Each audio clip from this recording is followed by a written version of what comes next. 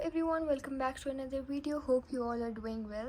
So आज है 29 अप्रैल 2025 और ऑलमोस्ट 4 बजने वाले हैं और कल 30 अप्रैल है, जिसका मतलब है कि हम सबका फर्स्ट केमिस्ट्री बोर्ड एग्ज़ाम है। और मेरा कोई इरादा नहीं था अब ये वीडियो बनाने का, क्योंकि I was very busy obviously.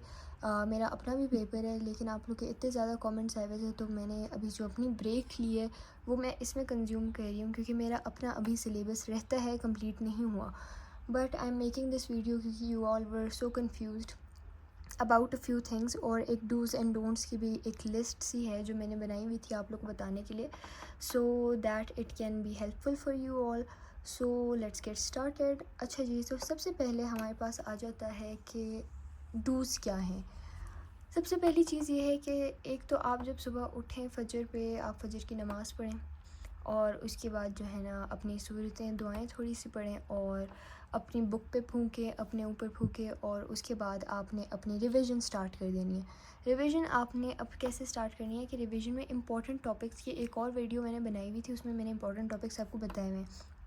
वो इम्पॉर्टेंट टॉपिक्स आपने सुबह रिवाइज़ करने, क्योंकि ऑब्वियसली पूरी बुक आप रिवाइज़ नहीं कर सकते हैं 1-2 घंटों में। इवन अगर आप 5 बजे भी उठ जाते हैं, फिर भी 9 बजे तक आप नहीं कर सकते सारी चीज़ें।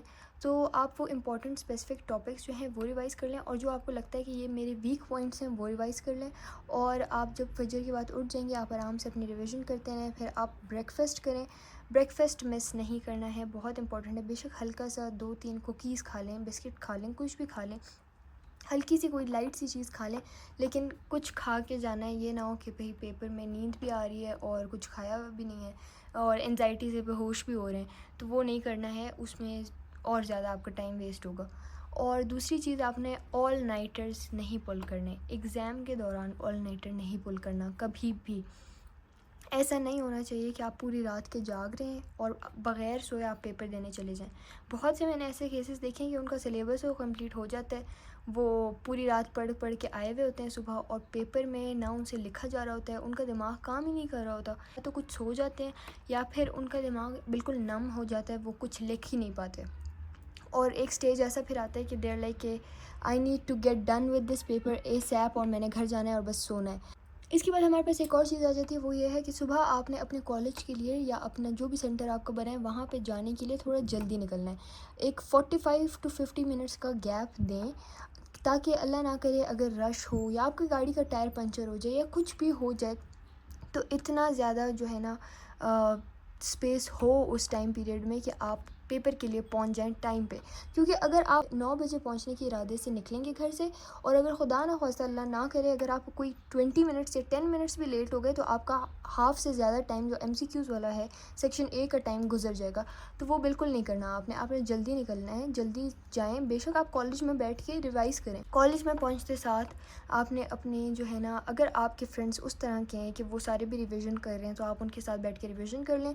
ग्रुप रिवीजन ज़्यादा बेहतर होती है। कोई चीज़ आपसे मिस हो गई हो तो वो आपको रिकॉल करा देंगे, या उनसे मिस हो गई हो तो आप उनको रिकॉल करा देंगे। लेकिन अगर आपको पता है कि आपके फ्रेंड्स इस टाइप के नहीं हैं और वो हंसी मजाक में लगे हुए हैं और वो रिवीजन नहीं करे, ना आपको करने देंगे, तो आप अपनी बुक लें, और उस टाइम आपने किसी का लिहाज नहीं करना कि भाई वो माइंड ना करे। उसको बता दें कि यार आई एम सो सॉरी, इस टाइम पे मैं नहीं बैठ सकती या बैठ सकता तुम लोग साथ, आई हैव टू रिवाइज़। आप जाएँ किसी कोने में और आप बैठ के अपनी रिवीजन करें। आपने एक वाटर बॉटल ले जानी है और एक कैंडी ले जाएँ तो अच्छा है। शुगर लेवल भी बहुत बच्चों का डाउन हो जाता है, तो एक कैंडी ले जाए अपने साथ, और एक वाटर बॉटल आपने मस्ट लेकर जानी है, ये चीज़ें नहीं भूलनी। दूसरा, आपने अपने पास एक्स्ट्रा पेन्स रखने हैं, पॉइंटर्स, पेन्स, कट मार्कर्स, हर चीज़ आपने अपने पास एक्स्ट्रा रखनी है, क्योंकि कोई भी चीज़ अगर गिर जाए या गुम जाए उस टाइम पे, तो आपके पास इतना टाइम नहीं है कि आप उसको ढूंढें। या फिर अगर आपका pointer all of a sudden, कभी कभी न्यू पेन्स भी काम करना छोड़ देते हैं, तो ये ना हो कि वो काम करना छोड़ दे, फिर आपके पास कोई बैकअप ऑप्शन नहीं है, और उस टाइम पे कोई बच्चा भी आपको अपनी चीज़ नहीं देगा, अपनी स्टेशनरी कोई भी नहीं देगा, क्योंकि सबकी नीड होती है उस टाइम पे। और आपने अपने साथ अपने पेन्स लेकर जाने। अच्छा, पेन से मुझे याद आया कि बहुत सारे बच्चे कंफ्यूज हैं कि पेन यूज़ कौन सा करना है पेपर में। तो सबसे पहले तो आप जेल पेन यूज़ कर सकते हैं, बॉल पेन यूज़ कर सकते हैं, पॉइंटर यूज़ कर सकते हैं। आप ये सारे पेन्स यूज़ कर सकते हैं। अच्छा, इंक पेन्स जो होते हैं ना, जो हमारे इंक वाले पेन्स होते हैं, उनके बारे में मैंने तो ये सुना था कि वो इरेजेबल होते हैं, इसलिए वो नहीं अलाउड होते, क्योंकि वो बच्चे रिमूवर से रिमूव करके उसके ऊपर दोबारा लिख सकते हैं ना, उनके पास ऑप्शन होता है इरेज़ करने का। लेकिन मेरे एक सब्सक्राइबर ने भी नीचे कमेंट्स में कहा था कि एक और रीज़न इसकी ये है कि जो आप इंक पेन से लिखते हैं ना, वो लाइट हो जाता है कुछ टाइम बाद, और हमारे पेपर स्कैन होते हैं, स्कैन होके जाते हैं चेकर के पास, पेपर चेकर उसको वहाँ से स्कैन हुए हुए शीट को चेक करता है, डायरेक्ट उसके हाथ में पेपर नहीं आता। सो वो स्कैंड कॉपी में वो और लाइट हो जाते, फिर नज़र नहीं आता कि आपने लिखा क्या है। तो इसलिए प्रेफरेबली ये वाले पेन्स का फेडरल बोर्ड ने कहा है कि ये वाले पेन्स यूज़ करें। अब इन पेन्स में भी मैं आपको सजेस्ट करूँगी कि आप पॉइंटर यूज़ करें, पॉइंटर यूज़ करें for section B and section C, और सेक्शन ए के लिए आप बॉल पेन यूज़ करें। क्योंकि अगर आप देखें, नर्वसनेस होती है, हर इंसान को पेपर के बीच में नर्वसनेस होती है, और हाथ थोड़े से ना नम नम से हो जाते हैं, थोड़ी स्वेटिंग होती है हाथों पे नर्वसनेस और एंजाइटी की वजह से। और जब आपके हाथ थोड़े थोड़े गीले हो जाते हैं ना, तब आप जब जेल पेन से लिखते हैं या आप बॉल पेन से लिखते हैं, तो वो जैसे ही आप उसको टच करेंगे वो स्मज हो जाएगा आपका पेपर। वो स्मज होने के उसमें बहुत ज़्यादा चांसेस होते हैं, क्योंकि वो जो गीला होता है वो सारा फैल जाता है, इंक फैल जाती है बहुत ज़्यादा, और फिर आपको एक्स्ट्रा शीट, आपको पता है फेडरल बोर्ड वाले नहीं देते, तो वो एक बहुत बड़ा रिस्क फैक्टर है, तो आप वो ना करें। और पॉइंटर ऐसा है कि उसके ऊपर अगर पानी भी गिर जाए ना और वो वापस सूख जाए तो ठीक हो जाता है, वो फैलता नहीं है इतना ज़्यादा। तो आप ब्लू पॉइंटर यूज़ करें, blue and black, blue and black के अलावा कोई और कलर नहीं यूज़ करना। कट मार्कर्स भी आप ब्लू एंड ब्लैक यूज़ कर सकते हैं, तो आप पॉइंटर यूज़ करें। और लेकिन जो सेक्शन ए है ना, जो आपका MCQs पोर्शन है, उसमें आप पॉइंटर ना यूज़ करें, क्योंकि पॉइंटर से ना ये होता है कि एक जगह पे जब आप बहुत देर से फिल कर रहे होते हैं ना पॉइंटर की इंक, तो वो उसकी बैक साइड पे शो होना शुरू हो जाती है। बॉल पेन से ये होता है कि आप जितना भी उस सर्कल को फिल कर लें, उसकी बैक साइड पे शो नहीं होता। तो हो सकता है कि आपके फ्रंट वाले पेज में आप ए फिल कर रहे थे, पीछे सी था, तो पीछे सी वो ऐसे लगेगा कि आपने सी फिल किया है, जबकि आपने अभी तक फिल किया भी नहीं होगा। तो उसमें आप पॉइंटर यूज़ ना करें, आप बॉल पेन यूज़ करें, लेकिन आपने अपने सब्जेक्टिव पोर्शन के लिए सिर्फ पॉइंटर्स यूज़ करने हैं, और एक्स्ट्रा पॉइंटर्स बहुत सारे लेकर जाने हैं। और दूसरी बात हमारे पास एक और आ जाती है कि MCQs की अटेम्प्शन आपने स्टार्ट कैसे करनी है। पहले तो आप जाके अपने कलमे वगैरह पढ़ें, थोड़ा रिलैक्स हों, पानी वगैरह पिएँ, और आपने अपने एग्ज़ामिनेशन हॉल में कोई 10-15 मिनट पहले जाके बैठ जाना है। आपको लगेगा कि 10-15 मिनट में जो है ना मैं बहुत रिवीजन कर लूँगी या कर लूँगा, नहीं, आपने जाना है आपने पहले दिन तो आपने अपनी सीट ढूंढनी है, अपने रोल नंबर वाइज जाके बैठें, रिलैक्स हों, और उसके बाद फिर आप अपना जो है ना कलमे वगैरह पढ़ें, जो सूरतें आपने याद की हुई हैं वो पढ़ लें, अपने ऊपर थोड़ा सा रिलैक्स हो जाए। रिलैक्स होने के बाद आपको वो 5 मिनट या 3-4 मिनट पहले आंसर शीट दे देते हैं। आंसर शीट पे आपने अपना रोल नंबर लिखना होता है, आपने अपना एग्ज़ामिनेशन हॉल, ये चीज़ें डेट वगैरह लिखनी होती हैं। तो वो जो 9 बजे के बाद वाले टाइम से पहले आप अगर लिख लें तो अच्छा है, कि आपके पास 9 बजे के बाद जो टाइम होगा वो बहुत लिमिटेड और प्रेशियस टाइम है, तो उसको आप उन चीज़ों में इन्वेस्ट करें जो कि आपको उसी टाइम लिमिट में मिलती हैं। ये चीज़ अगर आपको पहले मिल रही है तो आप पहले आके इसको फ़िल कर लें, और रोल नंबर बहुत केयरफुली फ़िल करना है, क्योंकि अगर एक बबल भी आगे पीछे हो गया तो हो सकता है आपके, अल्लाह ना करे, नंबर आपको मिले ही ना। आपने 100% पेपर भी किया है लेकिन रोल नंबर गलत लिखा है, तो क्या फ़ायदा, मार्क्स नहीं मिलते फिर। तो ये चीज़ें आपने देखनी है। आपने अपनी आंसर शीट देखनी है कि हर क्वेश्चन की जगह है, कहीं रेपिटेशन तो नहीं हुई हुई, पेज 2 तो नहीं है, हर पेज कंप्लीट है, कोई पेज मिसिंग तो नहीं है। ये सारी चीज़ें आपने चेक कर ली। अब उसके बाद वो आपको देंगे MCQs जब आपको दे देंगे तो पहले तो आपने ऐसे पेपर हाथ में लेना है, कोई पेन कोई पेंसिल कुछ नहीं, सिर्फ पूरा MCQ पेपर रीड करना है। रीड करने के बाद आप वापस MCQ नंबर 1 पे जाएंगे, और आप अपनी पेंसिल हाथ में लेंगे, और आपने फिर आंसर्स मार्क करने शुरू कर देने पेंसिल से। पूरा बबल फिल करने ना बैठ जाना, बस हल्का सा डॉट लगा देना, आपको पता चल जाएगा कि ये वाला था।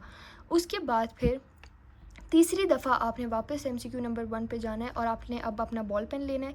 अब आप जिस MCQ पे 100% श्योर है कि ये मैंने ठीक किया है, उसको कर लें, फिल कर लें उन बबल्स को। अब जिनमें आपको शक है उन पे जो है ना उनको छोड़ते जाएं, उनको पेंसिल से ही रहने दें। उसके बाद आप दोबारा चौथी बार जब आप उसके बाद जब आप 4th टाइम अपने पेपर को दोबारा रीड करेंगे ना, तो उसमें जो आपके वो MCQs हैं जो आपको कंफर्म नहीं है, जिनमें आपको श्योरिटी नहीं है, आप उनको देखें और आराम से रिलैक्स उनको पढ़ें, और उसके बाद वो भी आपको इंशाल्लाह आ जाएंगे। आखिर में उनको भी करके 5वीं दफ़ा पूरा एक बार चेक कर लें कि कहीं डबल आपने कर तो नहीं दिया, या कोई स्किप तो नहीं हो गया, या कुछ मसला तो नहीं है, पेपर ठीक हो गया। उसके बाद आपने अपना पेपर फ़ौरन टाइम पे उनको दे देना है, और उसके बाद आपके पास सब्जेक्टिव आ जाएगा। सब्जेक्टिव आपने कंप्लीट A to Z सबसे पहले रीड करना है, इसी तरह जिस तरह मैंने आपको बताया। ऑब्जेक्टिव का आपने सब्जेक्टिव पेपर का एक एक क्वेश्चन दोनों साइड्स का पहले रीड करना है। जल्दबाजी नहीं करनी कि भाई फर्स्ट क्वेश्चन है तो स्टार्ट कर दो, नहीं, पहले पूरा पेपर रीड करें। उसके बाद आपने वो क्वेश्चंस जो 2 ऑप्शंस में से जो आपको लगता है कि आपको ज़्यादा अच्छा से आता है, उनको मार्क करना है कि ये वाले मैंने करने। उसके बाद फिर आपने क्वेश्चन नंबर 1 से स्टार्ट करना है, आराम से रिलैक्स होके, और अपने वो आंसर्स लिखने शुरू कर देने। एक और चीज़ जो यहाँ पे बच्चे करते हैं कि वो ये करते हैं कि शुरू में वो बहुत स्लो क्वेश्चन लिखना शुरू करते हैं। पहला शॉर्ट क्वेश्चन 20 मिनट में कर रहे हैं, 15 मिनट में कर रहे हैं, स्लो प्यारा एक एक वर्ड को प्यार से क्लियर अंडरलाइन कर के लिख रहे हैं। ऐसे नहीं करना। शुरू से अपनी स्पीड ज़्यादा रखेंगे तो एंड में स्पीड अच्छी रहेगी और राइटिंग भी अच्छी रहेगी। शुरू में जो इतना स्लोली लिखते हैं ना, एंड में वो सबसे ज़्यादा तेज़ लिख रहे होते हैं, और तेज़ लिखने के चक्कर में उनकी राइटिंग भी तबाह हुई होती है, और पेपर प्रेजेंटेशन भी बहुत बुरी हुई होती है। तो शुरू से आप अपने क्वेश्चन पेपर को जब देख लें, पढ़ लें, उसके बाद जब आप अटेम्प्शन शुरू करें तो हर आप क्वेश्चन को 4 to 5 मिनट्स दें, शॉर्ट्स हो जाएंगे। उसके बाद आपने लॉन्ग्स को ज़्यादा टाइम देना है, और किसी भी क्वेश्चन पे बैठे ना रहें कि सोच रहे हैं। अगला क्वेश्चन करें, जब वो याद आएगा तो उसको जाके लिख लें। और फिर आपने एक और चीज़ अपने जहन में रखनी है कि कभी भी जो है ना आपने और एक और चीज़ ये है कि जब आप पेपर से पहले ही आप जब अपने घर में होंगे, या जैसे आज 29 है, कल पेपर है, तो आज आप जैसे बैठ के एक बार अपना मॉडल पेपर खोलें और उसमें एक टाइम डिस्ट्रीब्यूशन अपने लिए बना लें कि फॉर एग्ज़ाम्पल 9 बजे पेपर स्टार्ट होता है, 11 बजे तक मुझे अपने सारे शॉर्ट्स ख़त्म करने हैं फॉर एग्ज़ाम्पल, या 10:30 तक मुझे अपने सारे शॉर्ट्स ख़त्म करने हैं, और फिर मुझे 11:45 तक अपने लॉन्ग्स पे ख़त्म करने हैं, और लास्ट 15 मिनट्स में मैंने अपना पेपर रीचेक करना है। इस तरह से आपने हर एक क्वेश्चन के लिए टाइम स्लॉट्स रखने हैं, पहले से मेंटली प्रिपेयर रहें। जब आप वहाँ जाएंगे आपने सिर्फ उसको इम्प्लीमेंट करना होगा, उसी टाइम आपको बनाना नहीं पड़ेगा कि यार कितने मिनट्स किसको दूँ। तो आप अभी से सोच के जाएँ, वहाँ पे जाके सिर्फ इसकी इम्प्लीमेंटेशन करें। दूसरी चीज़ हमारे पास एक और आ जाती है, अब हम डोंट्स की तरफ आ जाते हैं। डोंट्स की तरफ सबसे पहली चीज़, चीटिंग जो है ना रिटन फॉर्म में नहीं ले जानी। कुछ भी हो जाए, पढ़ के नहीं गए हो ना, कुछ भी हो जाए, रिटन फॉर्म में चीटिंग नहीं ले जानी। अगर आपको किसी ने पकड़ लिया ना रिटन चीटिंग के साथ, आपका पेपर कैंसिल हो जाता है, 0 लग जाते हैं फेडरल बोर्ड में। जो चीटिंग होती है, रिटन चीटिंग, उसको पेपर के साथ अटैच कर दिया जाता है, और उसके ऊपर लिख दिया जाता है कि बच्चा या ये बच्ची चीटिंग कर रही थी तो इसका पेपर कैंसिल। ये चीज़ आपने नहीं करनी, बिल्कुल भी नहीं करनी। चीटिंग रिटन फॉर्म में कभी भी नहीं ले जानी। इसी तरह दूसरी चीज़, आपके आगे पीछे आस पास आपके जान से ज़्यादा प्यारा बेस्टी बैठा हो, बेस्ट फ्रेंड हो आपका, कोई भी हो, क्वेश्चन पेपर पे आंसर लिख के उसको कभी नहीं देना। मतलब जैसे MCQs आपने डिस्कस कर लिए, ओरली आप लोगों ने एक दूसरे से आंसर डिस्कस कर लिए, ये सब बच्चे करते हैं, ठीक है, इतना ठीक है।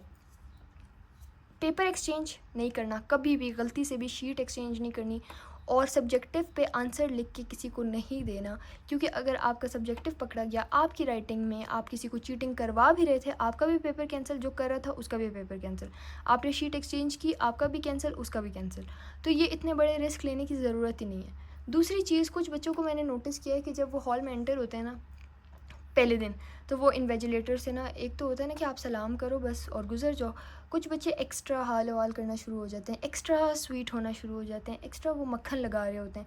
ये चीज़ ना इन्वेजिलेटर को भी समझ आ रही होती है कि ये बच्चा ये बच्ची इतना एक्स्ट्रा जो है ना हाल हवाल क्यों पूछ रहे हैं, कि भाई आप ठीक हैं मैम, आप ठीक तो हैं।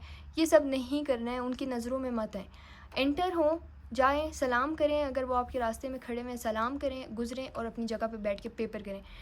फ़जूल में ना लाइमलाइट और स्पॉटलाइट लेने की ज़रूरत नहीं है। ये कोई इवेंट नहीं है कि आप अगर स्पॉटलाइट में आ जाएंगे तो बहुत अच्छी बात होगी। जितना आप इन्वेजिलेटर और सुपरिटेंडेंट की नज़रों में आएंगे ना, उतनी आपकी ज़िंदगी अजाब होगी, उतना वो आपके सर पे खड़े होंगे, उतना वो आप उनकी नज़रों में होंगे, बस हर टाइम उनका आप पे ध्यान होगा। तो अपने आप को रिलैक्स रखें, इतना ज़्यादा कुछ नहीं हुआ, आप उनकी इतना ज़्यादा सलाम दुआ करने की ज़रूरत नहीं है, बस सलाम करें और बैठ जाएँ, दैट्स इट। एक और चीज़ मुझे पता चली है कि ये भी होता है, ये मुझे मेरे फॉलोअर्स ही बता रहे थे, और 1-2 वीडियोस भी मैंने देखी हैं हमारे सेंटर में तो कभी नहीं हुआ ऐसे, लेकिन मैंने बहुत सारी जगहों से सुना है कि कुछ इन्विजिलेटर्स ऐसे होते हैं कि जब वो साइन करने आते हैं पेपर पे ऑब्जेक्टिव पे, तो वो आपकी जो है ना ऑब्जेक्टिव, जैसे फर्स्ट एमसीक्यू के आगे ऑप्शंस है ना ए बी सी, तो वो बी पे डॉट लगा के चले जाते हैं या सी पे डॉट लगा के चले जाते हैं, ये इंडिकेट करने के लिए कि ये आंसर है। आप शुरू में सोच रहे होंगे वाह यार कितनी अच्छे इन्विजिलेटर्स हैं, मुझे आंसर बता रहे हैं, ओ माय गॉड। भाई वो आपके कुछ नहीं लगते, ना उनको आप पे तरस आ रहा है, ना आप इतने उनको प्यारे लग रहे हैं कि वो आपको आंसर बता के चले जाएं। और ख़ुद एक चीज़ सोचें, पेपर अभी अभी आपके हाथ में आया है, ये पेपर आपने तो जितनी देर पढ़ा है ना उतनी देर इन्होंने नहीं पढ़ा, उनके हाथ में भी नहीं आता पेपर, वो सिर्फ डिस्ट्रीब्यूट करते हैं। और डिस्ट्रीब्यूशन में इतना नहीं हो सकता कि इंसान एमसीक्यूज़ पढ़े।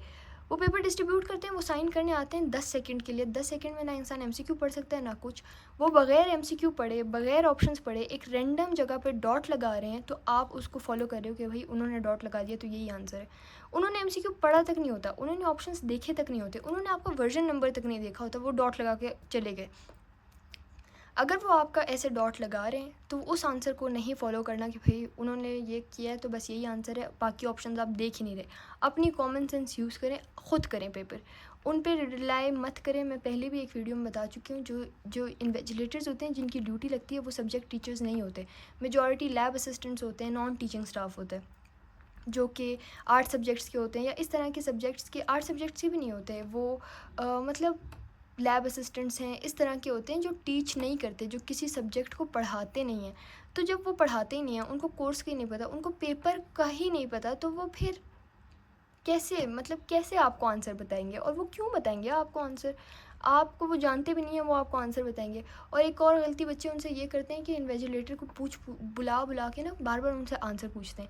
शुरू में एक दो इन्विजिलेटर्स कह देते हैं भाई हमें नहीं पता, फिर भी जब वो रेपिटेटिवली आप उनसे पूछते जाते हो ना, तो वो अपनी जान छुड़ाने के लिए कोई भी रैंडम ऑप्शन बता देते हैं कि ये, और आप वो कर भी लेते हो। या फिर वो ये होता है कि किसी भी रैंडम बच्चे को वो देख के आपको बता देती हैं कि उसने ए किया हुआ है, आप भी ए कर लेते हो। भाई आपको क्या पता जो उस रैंडम बच्चे ने किया है वो ए सही भी था कि नहीं, आप बस कर रहे हो क्योंकि इन्विजिलेटर ने कह दिया। इन्विजिलेटर या सुपरिटेंडेंट किसी से भी पूछने की ज़रूरत नहीं है, ख़ुद पेपर करें, ख़ुद अपने पेपर पर फोकस रखें और खामोशी से बस पेपर करें, टाइम मैनेजमेंट को देखें। पेन्स का मैंने आपको ऑलरेडी बता दिया, डोंट्स का मैंने आपको ऑलरेडी बता दिया।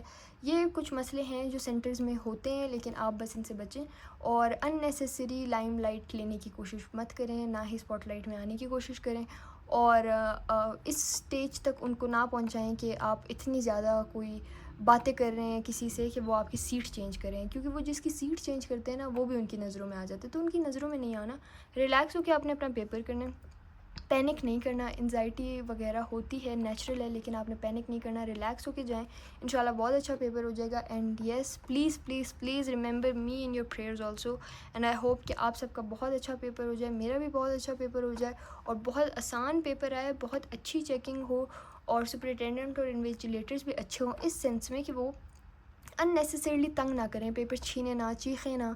बाकी सख्ती करते हैं या वो नहीं करते वो उनका हेडेक है, वो मसला नहीं है। मुझे हमेशा जो मुझे एक ही मसला होता है कि मेरी जो पिछली सुपरिटेंडेंट थी वो शाउट बहुत करती थी, अननेसेसरीली वो इतना शाउट करती थी कि मैं जो आंसर लिख भी रही होती थी ना तो मैं भूल जाती थी। तो आई जस्ट होप कि उस तरह के लोग ना आए, एंड आपने उन पे इतना ब्लाइंडली ट्रस्ट नहीं करना कि वो जो कहें आप वो आंसर करें। ख़ुद आप पढ़ें, आप देखें, आपको समझ आ जाएगी। पूरा साल की आप पूरे साल से पढ़ के जा रहे हैं तो आपको आता होगा इतना इंशाल्लाह, और आपने बस, आपकी पूरे साल की मेहनत है तो ये सोच के जाइएगा कि ये उस पूरे साल की मेहनत का आउटकम है। इंशाल्लाह बहुत अच्छा आउटकम आएगा और इंशाल्लाह बहुत अच्छा पेपर हो जाएगा। कल पेपर के बाद फिर मैं इंशाल्लाह सब्जेक्टिव का रिव्यू बना दूँगी और आई होप कि अच्छा सा पेपर हो जाए। और पहला पेपर है, हमें एंजाइटी भी एक्स्ट्रा है और है भी केमिस्ट्री का, तो थोड़ा सा खौफ और ज़्यादा है, लेकिन I hope it will be good and I hope things will go smoothly. So yes, this was it for the video and hope this is helpful for you. Thank you so much for watching. Till next time, Allah Hafiz and good luck.